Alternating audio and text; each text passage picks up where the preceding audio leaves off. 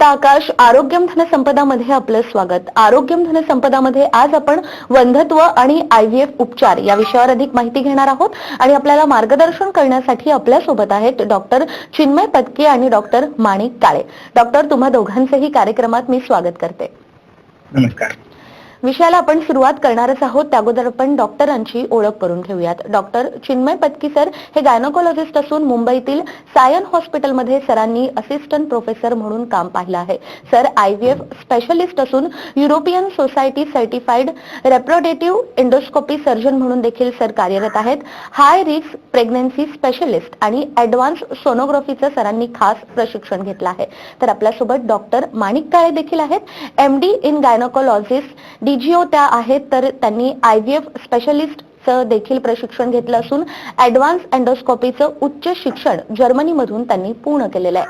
हाय risk pregnancy specialist असून प्रसूती आणि स्त्रीरोग तज्ज्ञ देखील डॉक्टर आहेत. सायन हॉस्पिटल मुंबई या ठिकाणी डॉक्टरांनी कामकाज पाहिलेलं आहे. तर IAG मध्ये त्या मेंबर देखील आहेत. तर सगळ्यात आधी डॉक्टर चिन्मय पत्की, मी आपल्याकडे वळते. PCOS हा आजाराची खरं तर मूळ लक्षणं काय असतात आणि सरासरी किती स्त्रियांमध्ये हा आजार आढळून येतो? PCOS म्हणजे पॉलिसिस्टिक ओव्हेरियन सिंड्रोम आम्ही ज्याला म्हणतो, हा आजार मूळतः स्त्रियांच्यात आमच्या वैद्यकीय पुस्तकात लिहिल्याप्रमाणे 5 ते 10% असतो. पण मॅडम, आत्ताची सध्याची जी वस्तुस्थिती आहे ती म्हणजे आम्ही लगभग 25 ते 30% स्त्रियांमध्ये हा आजार पाहतोय. बोलायचं झालं तर PCOS सध्या एक असा हिमनगासारखा आहे जिथे खूप कमी लोक क्लिनिक पर्यंत पोहोचतात. पण मी म्हणेन की आज जो आपला 18 ते 35 या वयातल्या ज्या स्त्रिया आहेत त्यामध्ये आता PCOSचं प्रमाण खूप वाढत चाललंय. सो ह्याचे एक्झॅक्ट पर्सेंटेज सध्याच्या स्थितीमध्ये मी सांगेन की ते अंडर इव्हॅल्युएशन आहे. पण आमच्या रेग्युलर प्रॅक्टिसमध्ये अंदाजे 25 ते 30% स्त्रियांमध्ये आम्ही PCOS पाहत आहोत. एवढंच नव्हे तर नवीन मुली ज्या 15-16 वय क्रॉस करतायत त्यांच्यामध्ये सुद्धा पूर्वीचे प्रमाण 5 ते 10% होतं, ते सुद्धा प्रमाण वाढत चाललंय. ह्याची लक्षणं स्वाभाविकरित्या खूप सरळ आणि सोपी आहेत. त्यामुळे प्रत्येक जण हे ओळखू शकतो की ही PCOSची लक्षणं आहेत का नाही. उदाहरणार्थ, मासिक पाळी वेळेवर न येणे, वजन वाढत जाणे, आपण अँड्रोजन एक्सेसचे साईन्स म्हणजे ज्याला चेहऱ्यावर खूप सारे फोड येणे, त्वचेवर खूप सारे केसांचं प्रमाण वाढणे, हे जे 4 मुख्यतः लक्षणं आहेत, हे जर आपण बघितले तर हे किंबहुना सगळ्या PCOS पेशंट्समध्ये आपल्याला दिसून येतात. आणि ही 4 मुख्य लक्षणं जर दिसत असतील तर आम्ही त्या पेशंट्सना PCOS साठी इन्व्हेस्टिगेट करतो. अगदीच जसं डॉक्टरांनी सांगितलं की PCOS हा आजार अलीकडच्या काळामध्ये अनेक स्त्रियांना, अनेक मुलींना होतोय. डॉक्टर माणिक, मी आपल्याकडे वळते. ज्या स्त्रियांना PCOS हा आजार असतो त्यांना मग प्रोजेस्टेरॉन देण्याची देखील गरज असते का? PCOS ची महत्वाची सुरुवात जी ट्रीटमेंटची होते ती म्हणजे त्यांचे हार्मोन कंट्रोल. प्रोजेस्टेरॉन हा जो फॅक्ट तुम्ही आता विचारलात त्याचा रोल फार शेवटी येतो. महत्वाची गोष्ट म्हणजे पहिल्यांदा त्यांचे जे बेसिक म्हणजे मुळातले जे हार्मोन्स असतात ज्याच्यामध्ये इम्बॅलन्स असतो, ज्याच्यामध्ये आपण म्हणतो की इरेग्युलरिटी असते, ती आधी आपल्याला नियमित करायला लागते. आणि ते झाल्यानंतर जेव्हा त्यांना प्रेग्नन्सी किंवा पिरियडची इरेग्युलरिटी या गोष्टींमध्ये किंवा त्यांना खूप जास्ती ब्लिडिंग होणं अशा प्रकारच्या गोष्टींमध्ये त्यांना या प्रोजेस्टेरॉन हार्मोनची गरज वाटू शकते. पण महत्वाचे हार्मोन्स जे आहेत त्याच्यामध्ये अँड्रोजन म्हणून हार्मोन आहे, तो त्यांच्या बॉडीमध्ये शरीरामध्ये वाढलेला असतो. त्यामुळे तो आधी कंट्रोल करणं आणि त्यांना व्यवस्थितपणे त्यांचं बीजधारणा होते की नाही बघणं हे महत्वाचं असतं. आणि त्याच्यानंतर हा प्रोजेस्टेरॉन जो हार्मोन आहे त्याचा रोल येतो त्याच्यामध्ये. डॉक्टर चिन्मय, आपल्याकडे ज्या स्त्रिया येत आहेत ज्यांचे उपचार सुरू आहेत, ज्यांच्यामध्ये वंध्यत्वासारखे आजार देखील आहेत, त्यांचं नेमकं प्रमाण किती आहे आणि PCOS असणाऱ्या स्त्रियांना देखील वंध्यत्वाचा किती त्रास असतो, त्याची सरासरी नेमकी किती आहे? अगदीच मॅडम, तुम्ही खूप एक इम्पॉर्टंट प्रश्न विचारलाय. आज वंध्यत्व आपण या विषयाकडे जर वळलो तर सरासरी ही धारणा आहे की अंदाजे 5 ते 10% नवीन जी जोडपी असतात लग्न झालेली त्यांच्यामध्ये वंध्यत्व दिसून येतं. आज भारताचा जर आपण आलेख बघितला तर सध्याच्या स्थितीमध्ये 18 ते 22% तरुण जोडपी दर 100 मागे अंदाजे 18 ते 22% लोकांना अत्यंत सिरियस वंध्यत्व रिलेटेड इश्यू असू शकतात. हा जर आपण एक 18 ते 22% सेक्शन बघितला तर आज यामध्ये पीसीओएसच्या मुळे खूप वाढत चाललंय हे प्रमाण. आज जेवढे माझ्याकडे IVF किंवा वंध्यत्व निवारणासाठी पेशंट येतात त्यापैकी बहुतांशी मी म्हणेन 30 ते 35% लोकांना पीसीओएस हा एकमेव आजाराचा प्रॉब्लेम असतो. पीसीओएस आज एक आजार नाही तर ही आपल्याला एक लाईफस्टाईल डिसऑर्डर झाली आहे आणि ही लाईफस्टाईल डिसऑर्डर आपल्या समाजातल्या सर्व स्तरांमध्ये आहे. ह्याचा आपल्या जीवनशैली बरोबर संबंध आहे. पीसीओएसचा आपल्या सोशिओ इकॉनॉमिक स्टेटस बरोबर कमी आणि आपल्या जीवनशैली बरोबर जास्त संबंध आहे. आज वंध्यत्व निवारणासाठी जेव्हा पीसीओएसचे पेशंट येतात तेव्हा त्यांना आम्ही एकच सांगतो की मुलीला ऍज अ स्त्री म्हणून बाळ होणं जेवढं महत्वाचं आहे तेवढंच तिच्या स्वतःच्या तब्येतीची काळजी घेणंही महत्वाचं आहे. मला सांगा, पीसीओडीमुळे इरेग्युलर पिरियड्स येतात. तीच मुलगी मोठी होते तेव्हा ती पीसीओडीमुळे जे वंध्यत्व होतं त्यासाठी येते. पण त्यानंतर सुद्धा जे पुढचे आजार होतात पीसीओडीमुळे, डायबिटीस म्हणा, हायपरटेन्शन म्हणा, हार्ट डिसीज म्हणा, किंबहुना एक पूर्ण वयोमानाचा एक त्यांचा टाइम असतो, लॉन्जेटिव्हिटी आपण जे म्हणतो, तीही कमी होते. त्यामुळे पीसीओएस मुळे वंध्यत्व हे तर होतच, पण त्याबरोबर खूप सारे जे सिरियस आजार होतात आज आपण त्याचीही जाणीव ठेवली पाहिजे. आणि त्यामुळेच जेव्हा पिरियड्स मुलीचे इरेग्युलर होतात तिथूनच लाईफस्टाईल मॅनेजमेंटची सुरुवात झाली पाहिजे. वंध्यत्व निवारणामध्ये पीसीओडी हा एक खूप मोठा फॅक्टर आहे आणि ज्याला खूप वेगळ्या पद्धतीने ट्रीट करायला लागतं. याच पीसीओडीमुळे इन्फर्टिलिटीचा रेट वाढत चाललाय आणि यामुळेच आपल्या समाजातल्या ज्या तरुण मुली आहेत 18 ते 25 वयोगट जो आहे त्याकडे आपण खूप गांभीर्याने बघणं गरजेचं आहे आणि हे पीसीओडी आपण आपल्या जीवनशैलीतून त्यात चेंज करून हे संपवणं गरजेचं आहे. अगदीच. खरं तर पीसीओडी किंवा पीसीओएस हा त्रास अनेक स्त्रियांना असतो आणि ज्या मुली आता आपला कार्यक्रम पाहतात त्यांच्या मनात या विषयासंदर्भात असंख्य प्रश्न असणार आहेत आणि नक्कीच तुम्ही जी माहिती देतायत या माहितीच्या माध्यमातून त्यांचे देखील प्रश्न सुटणार आहेत. मात्र ज्यांना योग्य वेळेलाच उपचार सुरू करायचे आहेत त्यांच्यासाठी स्क्रीनवर डॉक्टरांचा नंबर आहे. नक्कीच तुम्ही डॉक्टरांशी संपर्क करू शकतात आणि वेळीच ट्रीटमेंट देखील सुरू करू शकतात. डॉक्टर माणिक, मी पुन्हा एकदा आपल्याकडे वळते. खरं तर ओव्हेरियन ड्रिलिंग हा देखील पर्याय अनेक स्त्रियांना सुचवला जातो, मात्र ही ट्रीटमेंट नेमकी कशी होते हे अनेकांना माहीत नसतं, तर याबद्दल काय सांगाल? पीसीओडी ड्रिलिंग हे जेव्हा सुचवलं जातं त्याच्या आधी आम्ही पीसीओएस साठी जे लाईफस्टाईल मॅनेजमेंट, डाएटचं पेशंटला डाएट देणं किंवा त्यांच्या सगळी सिस्टीम मध्ये हार्मोन्स रेग्युलरायझेशन करून त्यांना बीजधारणा होते का याचं चेक करतो आणि आम्ही बघतो की त्याच्याने जर फरक पडत असेल तर ही ट्रीटमेंट लागत नाही. पण ज्यांना इनफर्टिलिटी म्हणजे वंध्यत्वासाठी जे स्पेशली येतात आणि ज्यांच्याकडे खूप वेळ नसतो हे सगळं करायला, त्या लोकांना कधी कधी आम्हाला बीजधारणेची क्वालिटी इम्प्रूव्ह करण्यासाठी हे आपल्याला करायला लागतं. त्याच्यामध्ये आम्ही दुर्बिणीद्वारे ते पंक्चर म्हणजे ओव्हरीचा जो व्हॉल्यूम असतो, ओव्हरीची जी साईज असते ती बाकी नॉर्मल ओव्हरीपेक्षा पीसीओएस मध्ये मोठी असते. मग त्याच्यामध्ये आम्ही ड्रिलिंग करून त्याच्या ड्रिलिंगचा मेन उद्देश हाच असतो की व्हॉल्यूम कमी करणं म्हणजे त्याची साईज कमी करणं आणि त्याच्यामुळे त्याच्यातले हार्मोन्स जे इम्बॅलन्स असतात त्याचं प्रमाण कमी करणं. तर एंड्रोजन हा हार्मोन प्रामुख्याने पीसीओएस मध्ये खूप जास्ती प्रमाणात असतो ज्याच्यामुळे त्यांना बीजधारणा होत नसते. जसं आपण ड्रिलिंग करतो, ड्रिलिंग मध्ये इलेक्ट्रिक करंटद्वारे ते आपण अक्षरशः भोकं पाडतो म्हणतो ना, तसं केलं जातं त्या ओव्हरीमध्ये आणि त्याचं व्हॉल्यूम कमी केला जातो आणि त्याच्यानंतर त्यांची हार्मोन्स रेग्युलर होऊन बीजधारणेचं जे क्वालिटी आहे ती उत्तम प्रकारे होऊन त्यांना पुढे वंध्यत्वावरती विजय मिळवता येतो. कारण की त्याच्यामध्ये आम्हाला मग ओव्ह्युलेशन बीजधारणा चांगली करून त्यांना प्रेग्नन्सी देता येते. मगाशीच तुम्ही उल्लेख केला की अगदीच किशोरवयीन मुलींना देखील पीसीओडी किंवा पीसीओएसचा त्रास होतो, तर सरासरी 10 ते 20 वयोगटातील या ज्या मुली असतात त्यांना पीसीओएसचा त्रास कसा होतो, त्याची सरासरी किती असू शकते? सो 10 ते 20 वयोगटातल्या मुली हाच एक इम्पॉर्टंट पार्ट आहे आपल्या सोसायटी मधला, जिथे ऍक्च्युली आपण पीसीओडी साठी काही खूप मूलभूत चेंजेस आणू शकतो आपल्या लाईफस्टाईल मध्ये, जेणेकरून ह्याच मुलींना पुढे मोठं झाल्यावर वंध्यत्व म्हणा किंवा डायबिटीस, हायपरटेन्शन वगैरे सारख्या वेगवेगळ्या रिस्कला सामोरं नाही जायला लागणार. सो ह्या ज्या मुली आहेत 10 ते 20 वर्ष वयोगटाच्या या मुलींमध्ये किंबहुना आम्ही आता 10 ते 20% लोकांमध्ये पीसीओडी पाहत आहोत.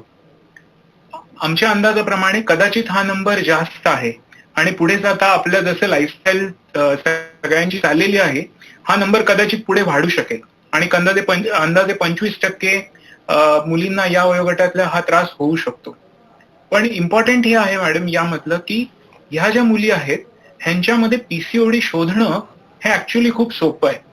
अगदीच जसा तुम्ही उल्लेख केला की कुठेतरी आपली जीवनशैली बदलत चालली आहे.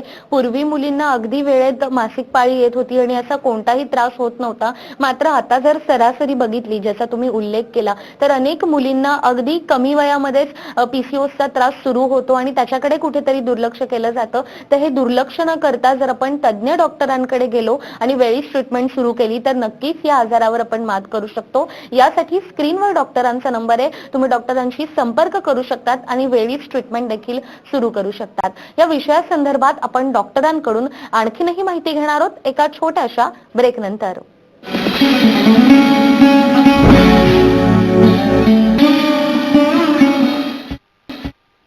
ब्रेक नंतर पुन्हा एकदा आरोग्यम धनसंपदामध्ये आपलं स्वागत. आरोग्यम धनसंपदामध्ये आज आपण वंध्यत्व आणि आयव्हीएफ उपचार या विषयांवर अधिक माहिती घेतोय आणि आपल्याला मार्गदर्शन करतायत डॉक्टर माणिक काळे आणि डॉक्टर चिन्मय पत्की. डॉक्टर, पुन्हा एकदा मी आपलं स्वागत करते. खरं तर अनेकांना वंध्यत्वाचा त्रास असतो आणि त्यानंतर आपल्या सेंटरमध्ये देखील पीसीओएसचं निदान केलं जातं. तर ती नेमकी ट्रीटमेंट किंवा ते निदान कसं होतं?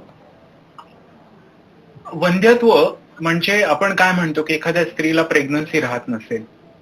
माझ्याकडे जेव्हा पीसीओएसचे किंवा इव्हन नॉन पीसीओएसचे लोक पेशंट जेव्हा येतात तेव्हा मी त्यांना एकच गोष्ट पहिल्यांदा सांगतो, ते म्हणजे प्रेग्नन्सी हा काही आजार नाहीये.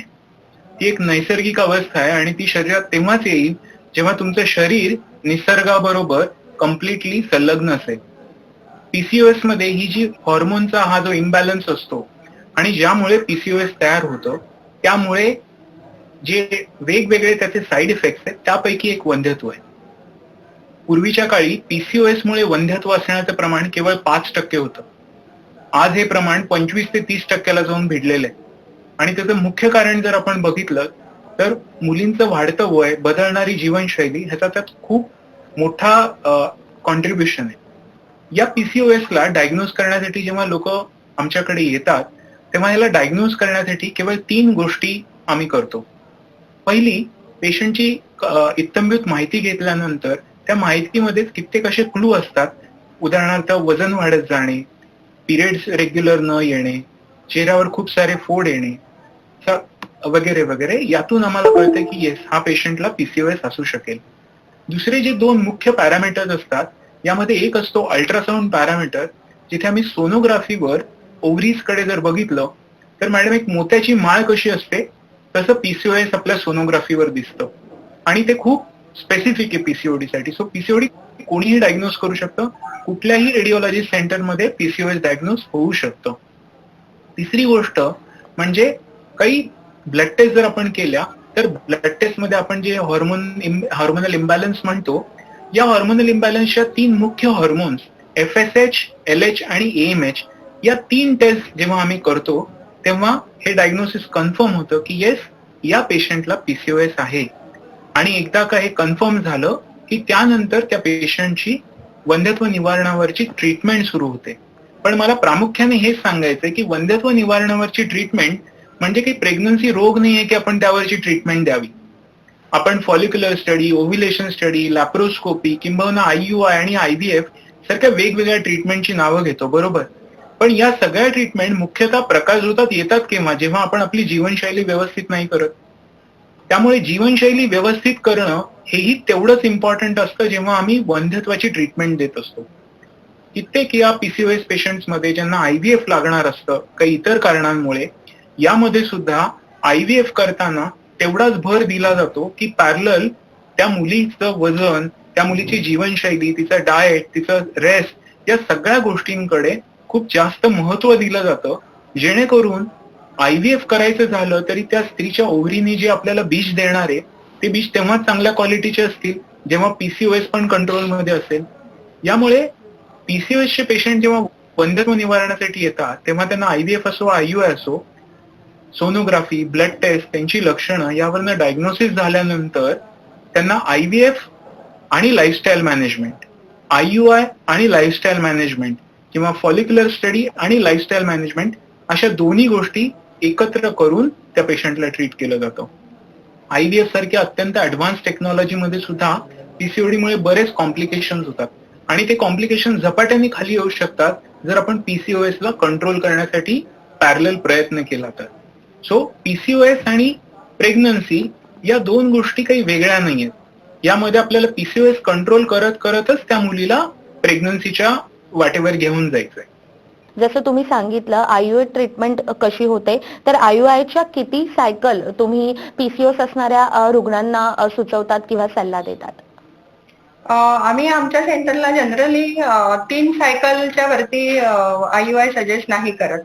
कारण जेव्हा ट्रीटमेंट केलेली असते, एवढं विगरसली पेशंटनी पण खूप प्रयत्न केलेले असतात वजन कमी करायला किंवा सगळी लाईफस्टाईल मॅनेजमेंट, मग कधी कधी PCOD ड्रिलिंग, एवढं सगळं केल्यानंतर 3 वेळा IUI आणि ऍक्च्युअली सक्सेस रेट तसा बघितला तर इफ IUI नी जर प्रेग्नन्सी मिळायची असेल तर 3 वेळामध्ये मिळून जायला पाहिजे. हा आमचं कॅल्क्युलेशन आहे. जनरली आम्ही बघितलंय की जर व्यवस्थितपणे प्रेग्नन्सीसाठी दुसरे काही फॅक्टर जर इन्व्हॉल्व नसतील त्याच्यामध्ये तर IUI सारख्या प्रोसिजरने आम्हाला प्रेग्नन्सी मिळून जाते. पण 3 सायकलच्या वरती उगीच ते प्रयत्न करत राहणे, 6-7 सायकल करत राहणं, पेशंटचं पण भयंकर वेळ त्याच्यामध्ये वाया जातो आणि मग त्यांना पण स्ट्रेस परत यायला लागते आणि stress is a very bad factor for PCOS. Generally ती स्ट्रेस जर त्यांना यायला लागली तर परत त्यांचं वेट गेन हे ते सगळं परत ते सायकल चालू होतं आणि बिफोर दॅट आमचा हा प्रयत्न असतो की त्यांना प्रेग्नन्सी कशाही पद्धतीने मिळाली पाहिजे. तर म्हणून आम्ही 3 IUI आमच्या सेंटरला मॅक्झिमम 3 IUI आम्ही करतो आणि त्याच्यानंतर मग आम्ही IVFचा म्हणजे टेस्ट ट्यूब बेबी जो म्हणतो त्याचा सल्ला देतो. अगदीच. कार्यक्रमाच्या आपण शेवटच्या टप्प्यात आलो आहोत. डॉक्टर चिन्मय, मी आपल्याकडे वळते. खरं तर PCOS या रुग्णांमध्ये रक्तस्राव देखील होतो आणि त्यानंतर पेशंट गडबडून जातो की हे असं का होतं, तर यामागे काही कारणं असू शकतात का? सो PCOS आपण जे म्हणतो ते मुख्यतः हॉर्मोनचा इम्बॅलन्स आहे. या हॉर्मोनच्या इम्बॅलन्समुळे स्वाभाविकरित्या आपल्या मेंदूमध्ये एक हायपोथॅलॅमस नावाचं स्ट्रक्चर असतं आणि या हायपोथॅलॅमस पासून ओव्हरीकडे काही स्पेसिफिक सिग्नल जात असतात. जेव्हा या सिग्नलमध्ये डिस्टर्बन्स होतो तेव्हा PCOS मध्ये होतं असं की दोन्ही ओव्हरीचे जे हॉर्मोन्स असतात त्या हॉर्मोनची इम्बॅलन्स होते. जेव्हा हॉर्मोनची इम्बॅलन्स होते तेव्हा ओव्हरीकडून गर्भाशयाकडे जाणारे सिग्नल सुद्धा डिस्टर्ब होतात आणि या सगळ्या प्रकारांमुळे मासिक पाळीचा एक जो रिदम असतो तो रिदम कम्प्लिटली डिस्टर्ब होतो. उदाहरणार्थ, कित्येक मुलींना 2-2, 3-3 महिने मासिक पाळी येत नाही. 3 महिन्यानंतर पिरियड जरी आले तरी कित्येक वेळेला ते खूप कमी क्वांटिटीमध्ये किंवा खूप जास्त येतात. कित्येक वेळेला तरुण मुली या ब्लिडिंगमुळे इव्हन ऍडमिट होतात. सो PCOS ची जी ब्लिडिंगची लक्षणं आहेत ती प्रत्येकासाठी खूप वेगवेगळी आहेत. पण या सगळ्यांमध्ये जर एक कॉमन समान एक धागा जर आपण बघितला तर प्रत्येक मुलगी PCOD मुळे जेव्हा पिरियड येत नाही तेव्हा स्वाभाविकरित्या डिस्टर्ब असते, घर डिस्टर्ब असतं आणि त्याच्यावर एक खूप सिंपल शॉर्टकट आपण ज्याला क्विक फिक्स म्हणतो जो आपल्या आजकाल जीवनशैलीचा भाग बनलाय तो म्हणजे हॉर्मोनच्या गोळ्या खाऊन काहीतरी करून दर महिन्याला पिरियड आणणं. हा जो प्रकार आहे हा पण अलीकडे खूप वाढत चाललाय. ऍक्च्युअली PCOS हे आपल्या तुमच्या घरातल्या ज्या गोष्टी आहेत ना त्या गोष्टींचा खाण्यापिण्यात वापर करून PCOS कम्प्लिटली निवारण करता येतं. पण आपण त्याकडे न बघता आपण केवळ ऑब्सेस होऊन जातो की महिन्याला पिरियड येत नाही. मग गोळी घेऊन महिन्याला जर पिरियड आले तर आपण खुश असतो. म्हणजे काय, रोग आतच आहे, गोळ्यांनी केवळ आपलं मानसिक समाधान होतं की पिरियड रेग्युलर येतोय. वास्तविक पाहता PCOS कुठेच गेलेलं नसतं. माझ्याकडे ज्या मुली येतात 1-1, 2-2, 3-3, 4-4 वर्ष त्या हॉर्मोनल पिल खात असतात. या हॉर्मोनल पिलचे इतर side effects up to ovarian cancer तर वेगळेच, पण मुख्य जो शत्रू आहे PCOD तो तर कुठेच गेलेला नाहीये. त्यामुळे सगळ्या तरुण मुलींना आज माझा जो मेसेज राहील तो हाच राहील की पिरियड्स वेळेवर येत नाही तर तुम्ही लक्षात ठेवा पिरियड हा तुमचा बेस्ट फ्रेंड आहे. तो तुमच्याशी खोटं नाही बोलणार. तुम्हाला जर पिरियड महिन्याला येत नसतील तर तुम्ही ते येण्यासाठी नैसर्गिकरित्या काय करू शकता हे सर्वप्रथम बघा. स्वाभाविकरित्या या जर्नीमध्ये काही वेळेला काही गोळ्या, हॉर्मोनच्या गोळ्या वापराव्या लागू शकतात, पण वस्तुस्थिती ही आहे की आपली पूर्ण या ट्रीटमेंटची दारोमदार त्या हॉर्मोनल पिलवर ठेवायची आणि ना आपण आपल्या जीवनशैलीत बदल करायचा, ना खाण्यापिण्यात बदल करायचा, ना एक्सरसाइज मध्ये बदल करायचा आणि पीसीओडी आहे तिथेच राहणार. ते विक्रम वेताळच्या स्टोरी सारखं होऊन बसणार. पीसीओडी तुमच्या खांद्यावर मानगुटावर आहे, पण आपण गोळ्या खात खात बस त्याला कंट्रोल ठेवतो. सो हे खूप इम्पॉर्टंट आहे तरुण मुलींनी लक्षात ठेवणं की पीसीओएस तुम्हाला कंट्रोल करण्यासाठी तुम्ही तुमच्या जीवनशैलीत बदल करा. पिरियड्स रेग्युलर येत नाहीत, ते सेट करण्यासाठी केवळ गोळ्या खाणं हे त्यावर सोल्युशन नाहीये, बल्कि आपण आपल्या पूर्ण जीवनशैलीत बदल करून पीसीओडी ट्रीट करणं इम्पॉर्टंट आहे. अगदीच. आणि अनेक स्त्रियांना खरं तर या विषयासंदर्भात प्रश्न पडत असतात, ज्याची उत्तरं आजच्या कार्यक्रमाच्या माध्यमातून डॉक्टर तुम्ही दोघांनीही दिलेली आहेत. त्यामुळे पीसीओडी किंवा पीसीओएस हा त्रास असेल तर त्याकडे दुर्लक्ष न करता लगेचच तज्ञ डॉक्टरांकडे जा, डॉक्टरांचा सल्ला घ्या. नक्कीच या आजारावर आपण यशस्वीरित्या मात करू शकतो. डॉक्टर, तुम्हा दोघांचेही खूप खूप आभार की आज तुम्ही इतक्या महत्त्वाच्या विषयावर आम्हाला मार्गदर्शन केलं. धन्यवाद. त्याचबरोबर आरोग्यम धनसंपदामध्ये वेळ झालीये इथेच थांबण्याची. पुन्हा भेटूया एका नव्या विषयासह. तोपर्यंत नमस्कार.